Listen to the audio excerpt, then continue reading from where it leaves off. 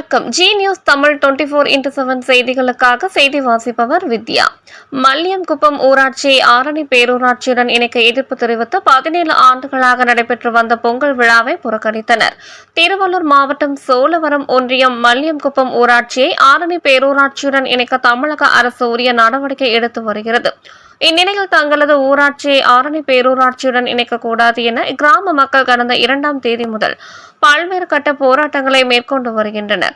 இந்நிலையில் இந்த ஊராட்சியில் 90% மக்கள் 100 நாள் வேலை செய்வதாகவும் 65% மக்கள் விவசாய தொழிலை நம்பி உள்ளதாகவும் கூறி தங்களது ஊராட்சியை பேரூராட்சியுடன் இணைக்கக்கூடாது என வலியுறுத்தி வருகின்றனர்.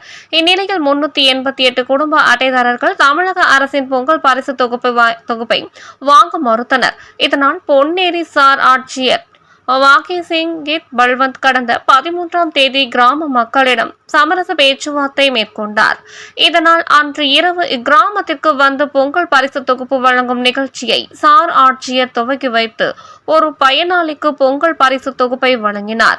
ஆனால் மீதம் இருந்த குடும்ப அட்டைதாரர்கள் யாரும் தமிழக அரசின் பொங்கல் பரிசு தொகுப்பை வாங்காமல் புறக்கணித்து தங்களது எதிர்ப்பை தெரிவித்து வருகின்றனர். இந்நிலையில் கடந்த 17 ஆண்டுகளாக இக்கிராமத்தில் நடந்து வந்த பொங்கல் விழாவை இந்த ஆண்டு கிராம மக்கள் புறக்கணித்தனர். மேலும் தங்களது வீடுகளில் கருப்பு கொடியை ஏற்றி வைத்து கருப்பு பொங்கலாக இந்த ஆண்டு கொண்டாடினர். இந்நிலையில் மல்லியம்குப்பம் ஊராட்சிக்கு ஆதரவாக பெருமாள் குப்பம் கிராம மக்களும் பொங்கல் விழாவை புறக்கணித்தனர். இதனால் பெருமாள் குப்பம் கிராமத்திலும் மாடுகளை விரட்டும் நிகழ்ச்சி நடைபெறவில்லை என்பது குறிப்பிடத்தக்கதாகும்.